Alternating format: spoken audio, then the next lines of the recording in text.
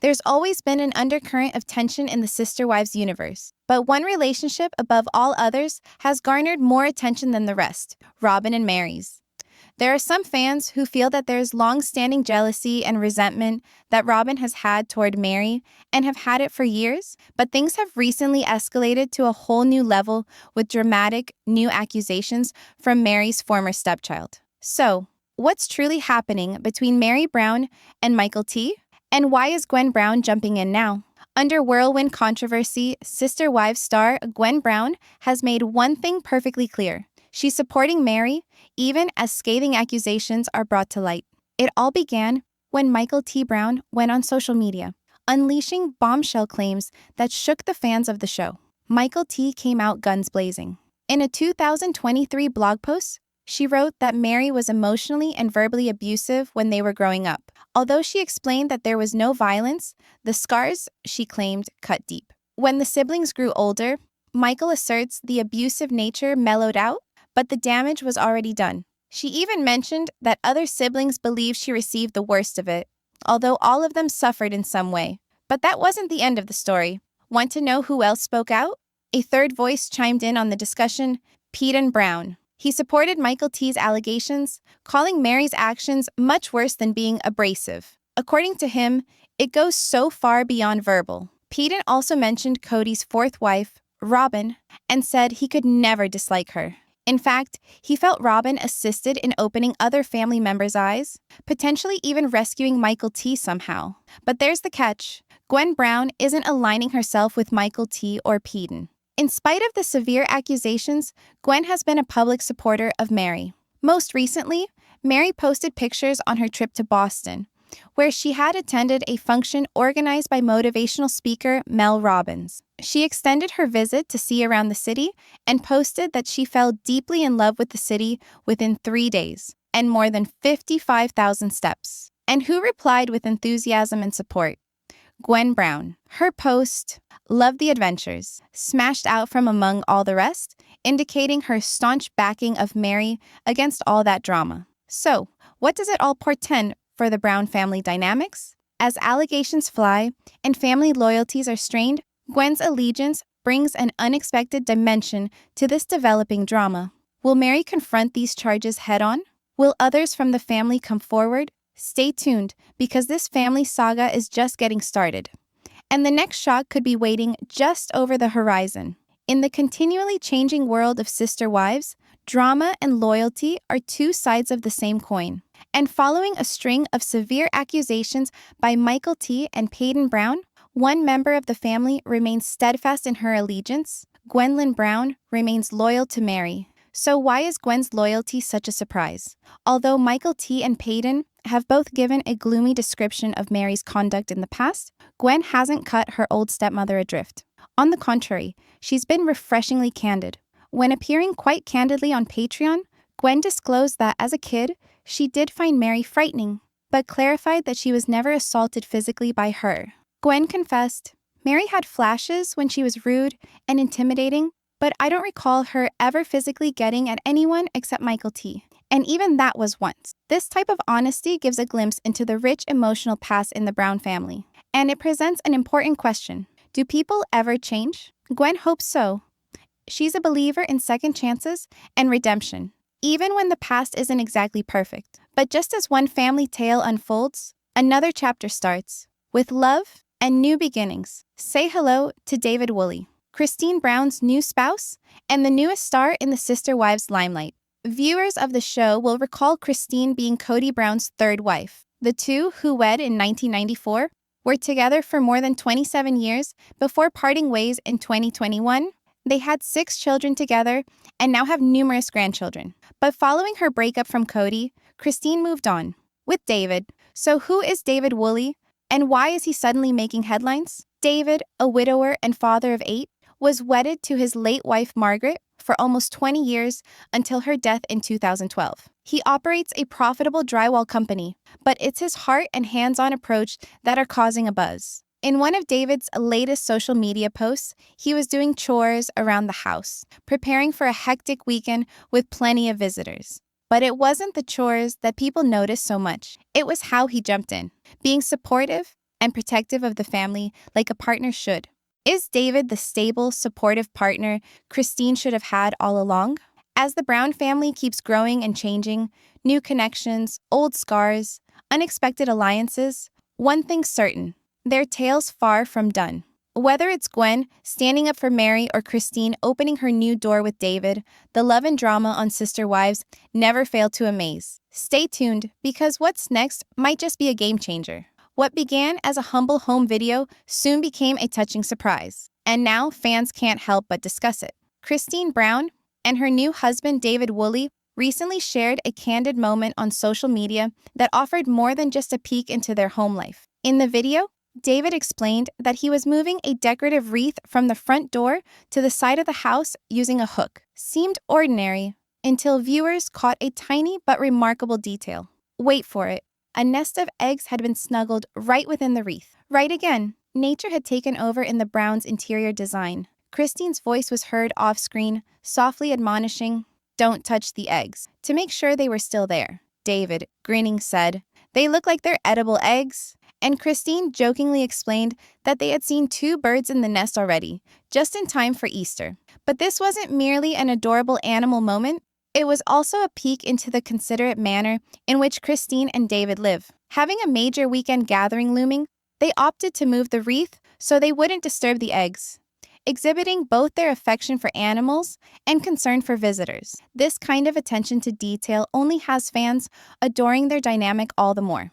Talk about their home. But let's take a step back. Last November, Christine and David showed Entertainment Tonight in an exclusive tour, the warm Utah home they have. The two, who came out as a couple in early 2023 after their whirlwind romance, purchased the house only after dating each other for a few months. And what did they see for the space? A warm and loving home. Christine put it most eloquently, "Each room in our home should have a cozy, welcoming feel. We want people to know that they are loved and part of the family if they stay here. Come on, stay with us, hang out, and chat with us." It is this vibe that characterizes their relationship, a fresh start built on kindness and connection. As they prepare to host a large group of family and friends, they're focused on creating space not just for people, but for memories. Christine and David emphasize the importance of having a spacious kitchen and comfortable areas for entertaining. Because to them, togetherness is everything. From bird nests to big parties,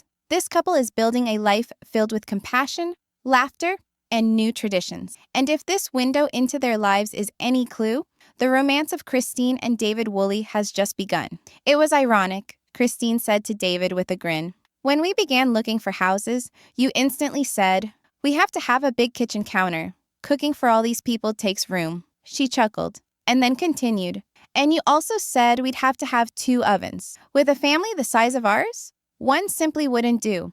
And as fate would have it, the house they ended up with had just that, 2 ovens and as much room as they could want. It felt like fate. But beyond countertops and kitchens, this house was something more. A new beginning, a refuge of warmth and unity after decades of emotional tempests. This isn't a story about creating a new house. It's a story about restoring relationships, and the fortitude it takes to keep holding on to ties even when they're put to the test by scandal.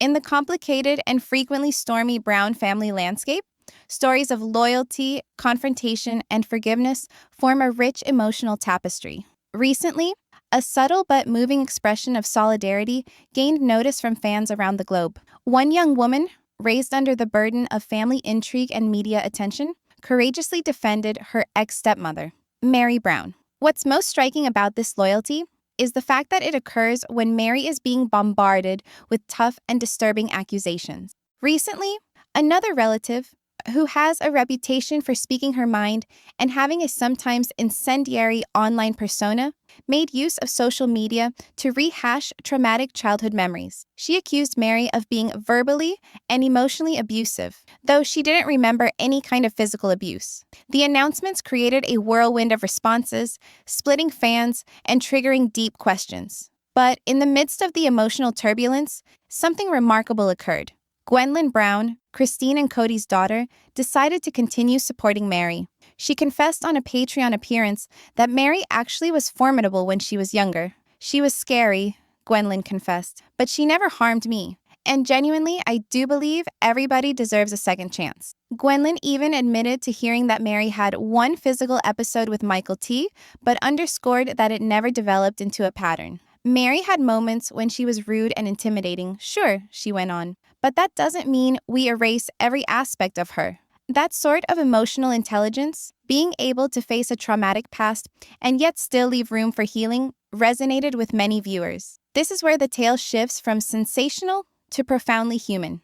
It's simple to judge. It's more difficult to seek knowledge. And in the world of sister wives, where every move plays out under a magnifying glass, the ability to show compassion, to recognize someone's growth even after they've hurt you, is a rare and powerful choice. In standing by Mary, Gwendolyn isn't ignoring the past. She's simply choosing to move forward, holding space for nuance, for accountability, and for hope. As Christine and David Woolley make new memories in their Utah home, wrapped in warmth, family, and even the occasional bird's nest, they teach us what truly matters: love, progress, and clearing space for people to be greater than they were a day ago. Because at the end of it all, authentic strength does not reside in perfection, but in grace. Her recollections generated a graphic image of a strained and emotionally charged home, a one where harsh words and emotional rejection etched deep wounds on the children raised there. Although she clarified that she did not remember any physical abuse in her own life, the emotional and verbal strife was undeniable. It was omnipresent, an air of tension that hung over everyone. When the children aged and started to dissociate from the environment, some of that weight appeared to shift. The poisonous habits fell away, but the emotional residue stayed. Talk with her siblings only fueled her thoughts. A number of them spoke with her in confidence that she, specifically, seemed to have been treated the worst. It was a collective trauma, she explained, something they all shared. The words spoken in the household weren't simply stern or strict. They were biting, frigid, sometimes dehumanizing. And she wasn't alone voicing her opinions. A brother had joined in, validating much of what she had said. He provided no nuanced, tamed accounts, no comfort revision of the past. His version was unvarnished. He made it clear that the pain they suffered as children far exceeded intermittent arguments or misunderstandings. She wasn't just cruel, he said of the woman who had briefly been their stepmother. She was emotionally toxic. He painted a scene so emotionally drained that words ultimately lost their meaning. Communication came to an end completely, not because there was nothing more to say, but because saying it no longer counted. And even in the midst of this consideration of such a mournful past, he made one remarkable differentiation. He held no grudge against another of his father's wives. Indeed, his sentiment toward her was much more multifaceted. Though his words were firm when speaking of the damage that had been inflicted, he still proved capable of distinguishing one relationship from the next, to keep room for complexity and for human quality, even within a broken family. This other woman he came to see had been a quietly central figure, a presence providing understanding where confusion was, stability where there was turmoil. He even went so far as to say she might have been a lifeline for the very sister who initially came forward with the traumatic accusation, a public expression of love and support. Following these profound personal disclosures and public denunciations, the ex-stepmother deliberately distanced herself from the family drama. She embarked on a process of healing, one that was centered not on defending her actions, but on remembering who she was beyond the drama. Glimpses of this new chapter were seen on social media. She shared photos from a solo vacation to a dynamic East Coast city, full of energy, architecture, and new discovery. Though she'd previously taken solo trips, she wrote that this one felt different, like an emotional reboot, a recovery of joy that had too long been eclipsed by pain and history. The city, she said, had stolen her heart, and way down in the comment section, there it was again, support. The very same young woman who had both criticized and witnessed the past now posted heartfelt comments under the photos. Publicly, sincerely, she toasted the woman's newly found freedom, admired her sense of adventure, and took pride in her expansion. This moment, a humble, virtual, yet powerful one, spoke volumes. In spite of everything, the connection between them endured, perhaps strained, perhaps changed, but intact. Reflections on childhood and forgiveness. This young woman has never hesitated to tell the truth. She's talked frankly through podcasts, social media, and subscription outlets about the intimidation of the former stepmother in her childhood. She confessed that as a child, she was frequently afraid of not knowing what would happen in a home filled with tension and inconsistency in emotions. And yet, she has also talked about forgiveness, not a clean, broad kind, but one of forgiveness born of growth, of understanding that human beings evolve and that every tale is never merely one. She has spoken of the courage it requires to look at a person who at one point made you feel tiny and still desire their recovery. She did say, however, that one significant fact was established, that though she was subjected to fear and emotional abuse, she was never physically injured at the hands of her previous stepmother, except for a single instance, and that involved her brother, the same one who first went forward and made the first accusation. That moment is a disturbing memory, but also a line that she does admit was crossed only infrequently. Her version brings depth to the narrative. It's not clear-cut. It's colored with trauma, but also with wisdom, maturity, and a guarded willingness to believe that individuals can change. She stressed that despite the deep cuts of the past, she does believe in second chances, in the ability of individuals to grow up, to do better, to begin anew. It's one of faith, not naivety, born of a determination to withstand. It's the sort that endures storms, holds on to hope, and selects compassion even when bitterness would be simpler. Quiet acts of love in a new chapter. The deepest acts of love are usually hidden in the crevices of daily life. They're not showy or dramatic. They're little things, quiet decisions, unobtrusive gestures, and in this next chapter, that's where our story begins. Christine, formerly a member of a celebrity polygamous family and a recurring presence on a popular reality television show, has discovered something she always yearned for but never really possessed: peace. Having lived with decades of complicated family life, group marriages, and constant public scrutiny, she has moved into a new life with a man named David.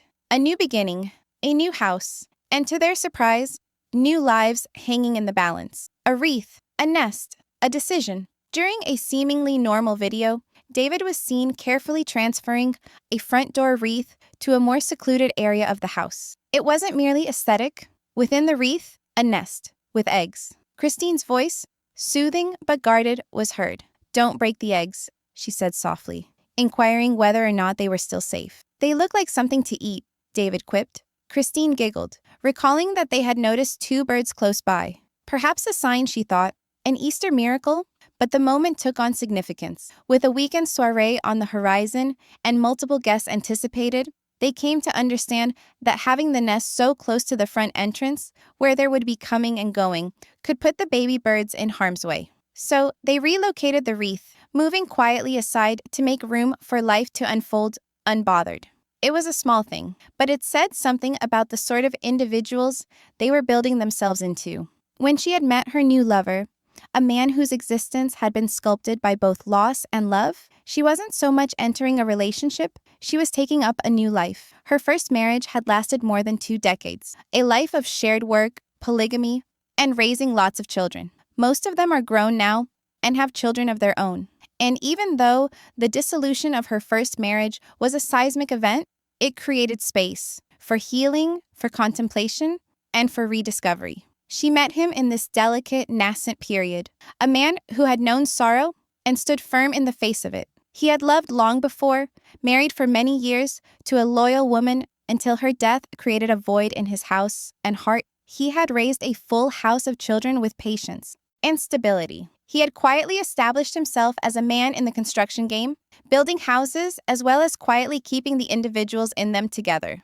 There was no storm or whirlwind to their romance. It was swift, yes, but also grounded, mutual, and deeply deliberate.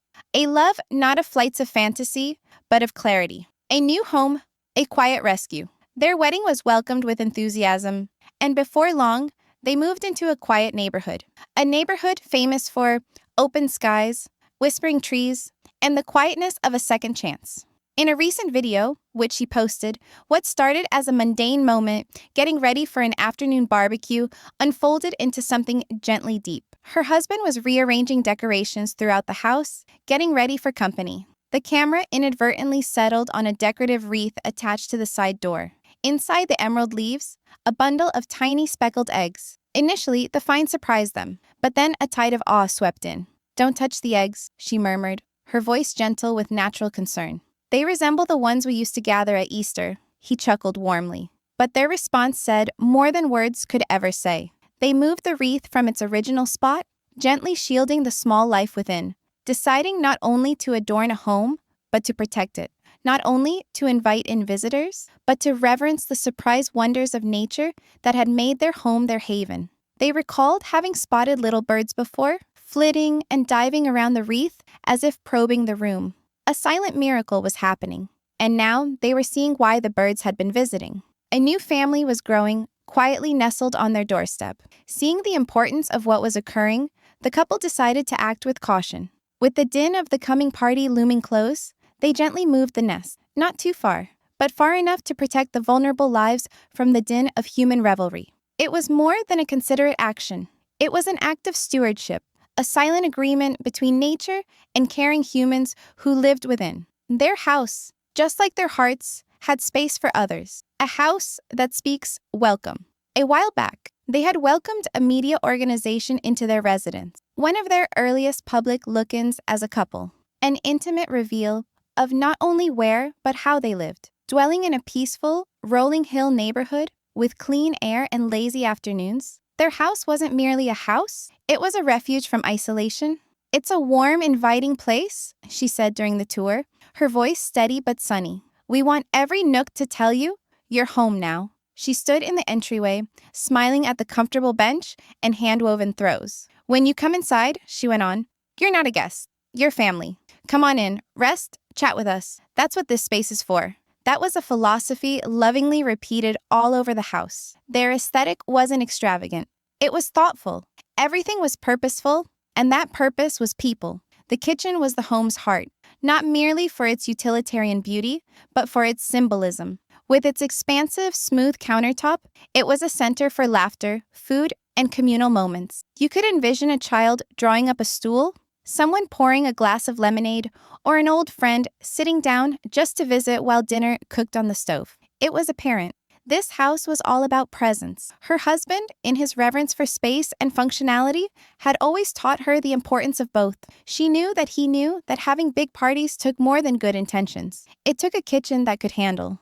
With 2 ovens and a big kitchen, their house immediately became perfect for the couple's shared vision of hospitality. Their narrative, laced with a respect for the past, healing from past hurts, and hope for what is to come, was stitched together from a multitude of strands. Her years as a mother and grandmother, working out the intricacies of multiple marriages and mixed-up families, had brought her times of happiness and struggle alike. His existence, one of loss but also resilience, brought a constant and nurturing element to their union. They worked together not just to merge families, but also to harmonize traditions and values. Their new beginnings were founded on respect for each other, understanding, and the richness of love's diverse nature. While the mere act of relocating a bird's nest may appear insignificant, it eloquently spoke about their way of life. Thoughtful, gentle, and expansive. Guarding delicate new life, in anticipation of a big family get-together, represented their concern